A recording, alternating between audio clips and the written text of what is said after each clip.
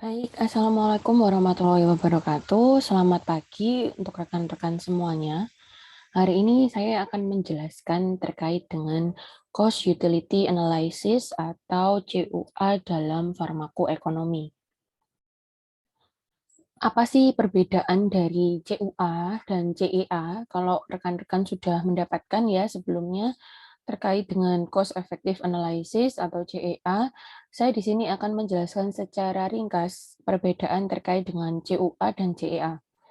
Di mana sebenarnya CUA dan CEA ini sama-sama menilai efisiensi intervensi kesehatan dengan cara mengukur efektivitasnya berupa utility atau preference adjusted outcome. Untuk metode CUA ini mirip dengan CEA, tetapi hasil outcome-nya dinyatakan dengan utilitas yang terkait dengan peningkatan kualitas atau perubahan kualitas akibat adanya intervensi kesehatan yang dilakukan. Jadi, kalau pada CEA Anda hanya mengukur secara effectiveness-nya saja atau efektivitasnya saja, tapi pada CUA Anda mengukur utility-nya atau beberapa outcome yang memang berhubungan dengan peningkatan kualitas dari hidupnya pasien ya, peningkatan kualitas ataupun perubahan gitu. Adapun utility atau utilitas apa sih sebetulnya? Utility sendiri adalah nilai dari tingkat status kesehatan atau perbaikan status kesehatan yang diukur dengan preferensi individu atau preferensi masyarakat. Menurut Budman tahun 1996, hasil pengobatan dalam bentuk kuantitas dan kualitas hidup mencerminkan beberapa hal. Yang pertama, apakah penyakit yang diderita atau pengobatan terhadap penyakit yang diberikan secara kuantitas akan memperpendek usia pasien. Yang kedua, apakah kondisi penyakit yang diderita pasien atau pengobatan terhadap penyakit tersebut tidak seperti yang diinginkan.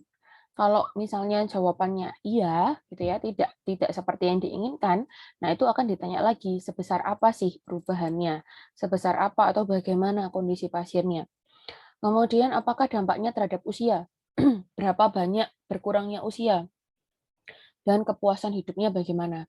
Kalau berbicara tentang berapa banyak berkurangnya usia, tentu kita akan berbicara secara kuantitatif, karena bisa dihitung ya untuk rekan-rekan semua. Sedangkan untuk kepuasan hidup itu lebih berbicara tentang kualitas. Jadi menurut Budman tahun 1996, kita juga bisa menghitung secara kuantitatif dan juga kualitatif. Bagaimana? Kalau kuantitatif dari nilai yang bisa Anda ukur, sedangkan pada kualitatifnya bagaimana kepuasannya. CUA sendiri di sini ada ukuran outcome-nya berupa peningkatan Quality Adjusted Life Years atau QALY. Jadi kalau tadi kita sudah berbicara tentang utility ya, di atas ini ya, tentang nilai, lalu bagaimana dengan preferensi individu secara kuantitas, secara kualitas, pada di sini Anda sudah bisa menghitung dari outcome yang dihasilkan dengan cara melihat dari QALY-nya bagaimana. Jadi nanti kalau ke depan saya akan bertanya tentang Kelly, itu berarti adalah Quality Adjusted Life Years. Ya, jadi setelah Anda mempunyai utilitas, ya Anda sudah bisa mengukur utilitasnya tadi, status kesehatan atau nilai preferensinya bagaimana, Anda sudah bisa mulai untuk menghitung outcome. Kemudian dari outcome yang Anda hitung ini, Anda akan bisa melihat apakah ada peningkatan Kelly atau Quality Adjusted Life Years. Dan kemudian Anda bisa mendekatkan dengan cara menggabungkan kuantitas dan kualitas hidup yang mana nanti akan disingkat QOL, Quality of Life. Ya. Dari utilitas tadi, Anda hitung outcome, Anda bisa melihat apakah outcome CUA sendiri dari Kelly ini meningkat atau tidak. Kemudian Anda bisa melihat dari kualitas hidup pasiennya bagaimana. Quality of life dari pasien bagaimana. Kelly sendiri di sini mengukur seberapa besar hidup yang berkualitas yang diperoleh secara terapi. Misalnya di sini diasumsikan 1 tahun kehidupan yang sempurna itu adalah 1 Kelly. Tapi ketika ada kesehatannya berkurang, maka Kelly otomatis berkurang. Jadi bernilai kurang dari 1 Kelly. Rumusnya sendiri di sini adalah Kelly sama dengan year of life dikalikan dengan utility. di mana nilai status kesehatan pada rentang 0,0 untuk mati sampai 1,0 untuk kesehatan yang sempurna. Ya, jadi Anda perlu menghitung Kelly, ternyata ada rumusnya. Year of life dikalikan dengan utility. Untuk sebagai contoh untuk perhitungannya ya, saya akan mencoba menjelaskan terkait dengan contoh simple ya, sederhana yang bisa Anda terima. Suppose you have drug Y and drug X. Suppose that you knew that the QOL of people living with the disease that this drug treat is relatively poor. If the research has shown the utility value for this health status to be 0.3, drug Y saves 6 years of life and drug X saves 5 years of life. With this information, calculate the Kellys associated with each drug and interpret both by utility value and health status. Nah, di sini kita punya dua macam obat ya, rekan-rekan semua. Ada obat Y dan obat X. Di mana di sini kita tahu bahwa kita harus menghitung QOL. Ya, outcome-nya untuk COA adalah quality of life atau QOL. Nah, pada pengobatan yang cukup buruk ya, relatively poor. Nah, kalau pada perhitungan ini diketahui bahwa utility value-nya adalah 0,3, sedangkan untuk obat Y itu ternyata bisa gitu ya, bisa meningkatkan Kelly, ya meningkatkan quality of life, ya save sekitar 6 tahun, ya menyelamatkan sekitar 6 tahun hidup gitu ya. Kalau drug X atau obat X itu sekitar 5 tahun. Nah, dari informasi ini Anda sudah bisa menghitung Kelly-nya dengan cara utility value dan health statusnya bagaimana. Sebagai contoh tadi kalau drug Y, kita tahu bahwa utility-nya adalah 0,3, kemudian untuk obat Y sendiri itu bisa menyelamatkan ya, save 6 years of life ya. Sekitar 6 tahun, memberi pertambahan usia sekitar 6 tahun begitu ya. Maka Anda sudah bisa langsung memasukkan pada rumus Kelly, di mana Kelly sendiri seperti yang di atas saya sebutkan, Kelly sendiri year of life dikalikan dengan utility. Sangat mudah tentunya ya rekan-rekan. Year of life di sini 6, kemudian utility ada 0,3. Jadi achieve-nya, equivalent-nya sekitar 1,8 tahun untuk obat Y. Maka di sini dapat saya simpulkan bahwa drug Y achieve the equivalent of 1.8 years of life of the best possible health. Karena selain kita diminta untuk menghitung Kelly, kita juga diminta untuk bagaimana tentang health statusnya. Nah, di sini pasti lebih bagus ya untuk yang obat Y dibandingkan dengan obat X. Nah, jadi langsung di sini disebutkan bahwa drug Y achieve the equivalent of 1.8 years of life of the best possible health. Kemudian contoh yang lain terkait dengan analisis utilitas biaya atau CUA ya, cost utility analysis. Di sini ada contoh. Guna mengendalikan biaya pelayanan kesehatan, coba dikembangkan program screening dengan uji sentinel lymph node biopsi atau SLN. Mereka yang ditemukan positif mikromestase atau terkena malignan melanoma stadium 2 diberi pengobatan interferon. Pada kasus ini akan dibandingkan utilitas biaya dari program A tanpa uji, tanpa interferon, sedangkan program B uji SLN, kemudian ada interferon untuk mereka yang positif. Maka di sini diminta untuk lakukan CUA-nya atau lakukan analisis utilitas biayanya. Bagaimana caranya? Yang pertama Anda harus menentukan tujuannya. Ya, di sini Anda harus melihat bagaimana alternatif program yang baik gitu ya dari perhitungan Kelly. Ya, tentu untuk memilih program penanggulangan malignan melanoma, kita harus melihat Kelly-nya yang paling tinggi. Di mana program A tadi tanpa uji, tanpa interferon, program B ada uji SLN dan interferon untuk pasien yang positif, sedangkan kita harus menghitung Kelly-nya bagaimana. Nah, kemudian setelah Anda menentukan tujuan, Anda yang kedua harus membuat daftar untuk mencapai tujuannya. Anda membandingkan program A dan program B. Kemudian ada identifikasi utilitas masing-masing. Nah, di sini didapatkan bahwa program A punya Kelly 3,06, sedangkan program B punya Kelly 3,37. Nah, Anda masukkan nanti ke dalam rumus, tapi kalau Anda masukkan hanya utilitas saja, nah masih kurang. Kita masih butuh data biaya. Ya, jadi kita harus menghitung lagi berapa biaya pengobatannya. Ternyata untuk biaya pengobatan program A setelah ditelusuri, biaya teridentifikasinya adalah 184 juta per pasien, sedangkan biaya untuk program B adalah 242 juta per pasien. Kita langsung masukkan rumus pada rumus CUA, ya, di mana tadi kita bisa menghitung juga untuk CUA program A dibandingkan CUA program B bagaimana. Kita masukkan biaya per utilitas, ya, Bapak Ibu. Nah, untuk biaya sendiri 184 juta dibagi 3,06 untuk program A, sedangkan pada program B 242 juta dibagi 3,37. Kemudian kita menghitung rasionya bagaimana. Maka kita akan menghitung rasio inkremental utilitas biaya untuk pengalihan program B terhadap program A. Jadi kalau di sini kita dapatkan biaya rata-rata program B 242 juta, kemudian biaya rata-rata program A 184 juta, maka kita langsung menghitung selisih biaya dibagi dengan selisih dari utilitas. Ya, selisih biaya di sini program B terhadap A, maka 242 juta dikurangi 184 juta, kemudian kita hitung juga 3,34 untuk Kelly-nya, ya, untuk Kelly-nya tadi, untuk utilitasnya tadi, maaf, untuk utilitas B terhadap A 3,37 min 3,06.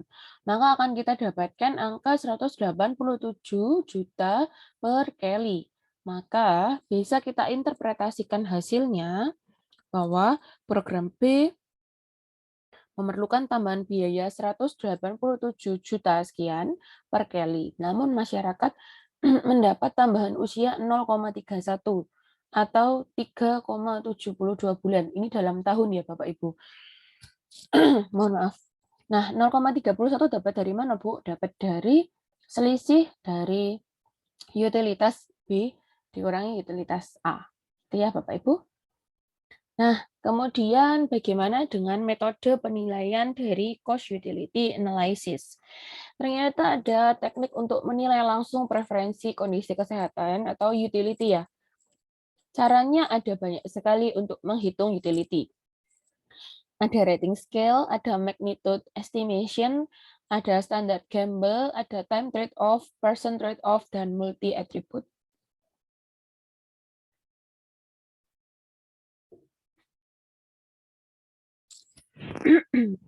Saya lanjutkan yang pertama di rating scales.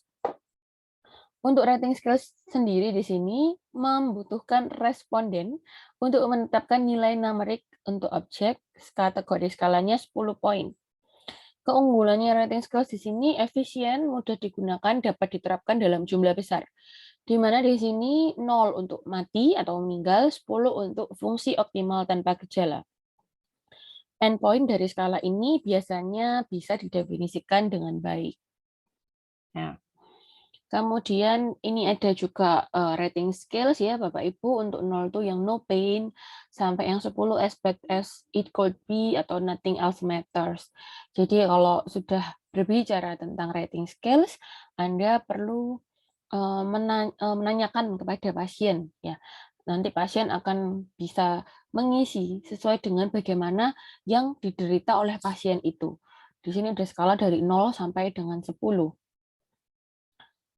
Ini juga menggunakan rating scale ya, misalnya biasanya pakai dilingkari ya. Lingkari, circle the one number that describe how during the past 24-hour pain has interfered with your usual activity. Jadi di sini lebih tanya ke pasien, gimana sih rasanya pain-nya, gimana sih rasanya selama 24 jam ini nyarinya tuh gimana? Terkait dengan aktivitasnya, terkait dengan sleep-nya, terkait dengan mood-nya, atau terkait dengan stresnya.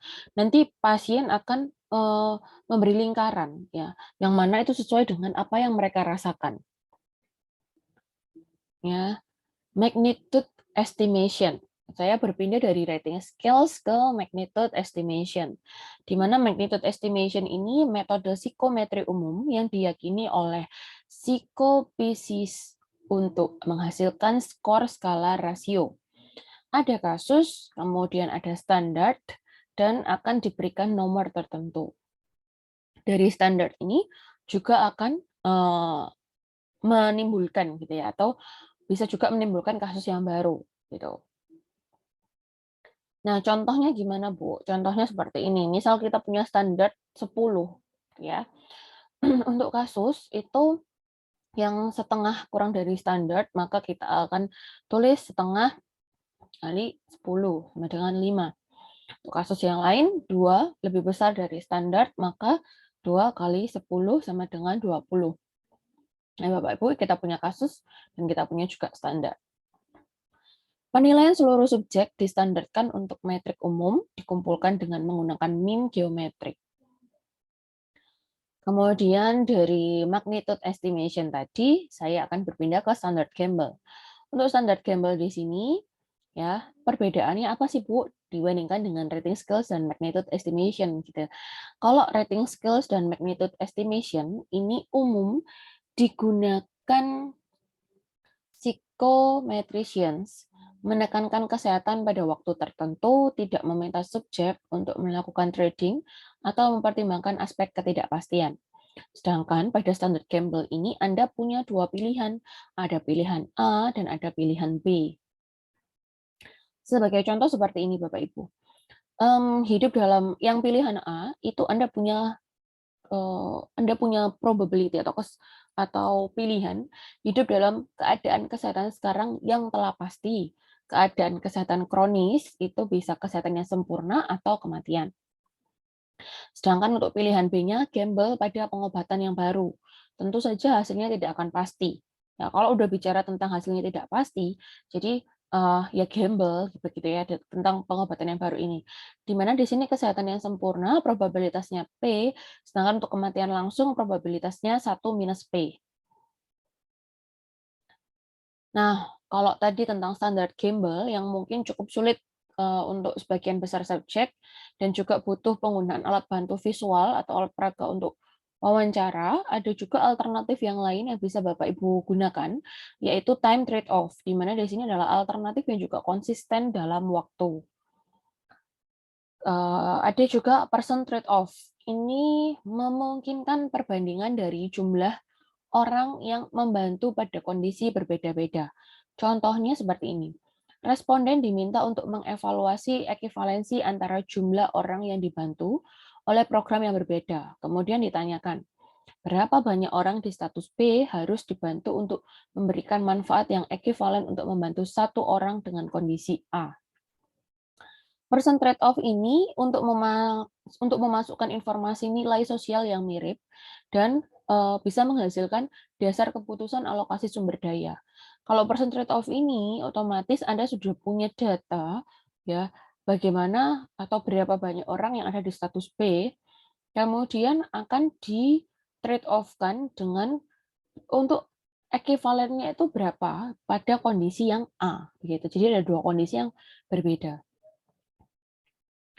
Kemudian ada lagi alternatif selanjutnya yaitu multi atribut.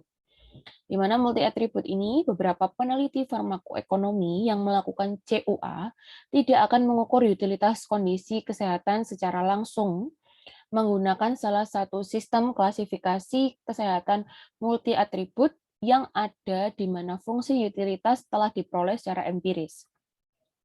3 instrumen yang umum digunakan adalah the Quality of Well-being Scale atau QWB, kemudian ada the Health Utilities Index atau HUI, kemudian ada the Eurocall Groups EQ5D. Ya, ini adalah untuk menghitung cost utility analysis. Nah, kemudian terkait dengan aplikasi, ya. Kalau sudah belajar nih tentang menghitung Kelly, terus Anda melihat kualitas dan kuantitas, Anda juga punya beberapa alternatif untuk menghitung CUA-nya, begitu ya. Kapan ya untuk bisa memilih aplikasi CUA secara tepat? Ternyata ada hal-hal yang Anda bisa meremark gitu ya, atau Anda bisa memilihnya. Yang pertama, ketika kualitas hidup berupa kesehatan merupakan suatu outcome yang penting. Yang kedua, ketika kualitas hidup berupa kesehatan merupakan salah satu outcome yang penting. Jadi bisa suatu outcome yang penting atau salah satu outcome yang penting. Maksudnya bagaimana, Bu? Ketika kita bicara suatu outcome yang penting, maka Anda akan membandingkan intervensi yang tidak diharapkan berdampak pada kematian, namun memiliki dampak potensial pada fungsi pasien. Contohnya pengobatan pada pasien OA atau osteoartritis, begitu ya. Namun kalau salah satu outcome yang penting, Anda akan melihat dari evaluasi outcome yang berhubungan dengan pengobatan infark miokard akut atau IMA, di mana ukuran outcome yang penting tidak hanya pada nyawa yang diselamatkan, tapi juga bagaimana kualitas hidup yang diselamatkan. Contohnya juga bisa melihat ya dampak pengobatan yang dapat menyebabkan stroke pada pasien bagaimana. Kemudian untuk memilih lagi kapan Anda bisa memilih menggunakan CUA, yaitu ketika suatu intervensi mempengaruhi baik morbiditas dan mortalitas serta diinginkan kombinasi dari outcome. Misalnya begini, evaluasi terapi penggunaan estrogen pada wanita yang menopause, ternyata ini dapat meningkatkan kualitas hidup dan dapat menurunkan angka kematian dari kondisi tertentu. Contohnya pada penyakit jantung. Namun dapat pula meningkatkan angka kematian dari kondisi lain. Misalnya ternyata jantungnya oke, tapi malah meningkatkan kanker rahim gitu atau malah bisa menyebabkan kanker rahim. Kemudian yang keempat, ketika intervensi yang dibandingkan memiliki berbagai outcomes potensial dan ada kebutuhan untuk memiliki unit outcome umum untuk perbandingan. Contohnya memberikan peningkatan pelayanan prenatal atau memperluas screening hipertensi dan program pengobatan. Atau yang kelima, ketika tujuannya adalah untuk membandingkan intervensi dengan orang lain yang telah dievaluasi dalam hal biaya per peningkatan Kelly atau ekivalen. Berikut yang bisa saya bagikan ke Bapak Ibu semua, ke rekan-rekan semua terkait dengan cost utility analysis atau analisa utilitas biaya. Baik, terima kasih untuk waktu dan kesempatannya. Kita lanjutkan diskusi pada WhatsApp group. Terima kasih.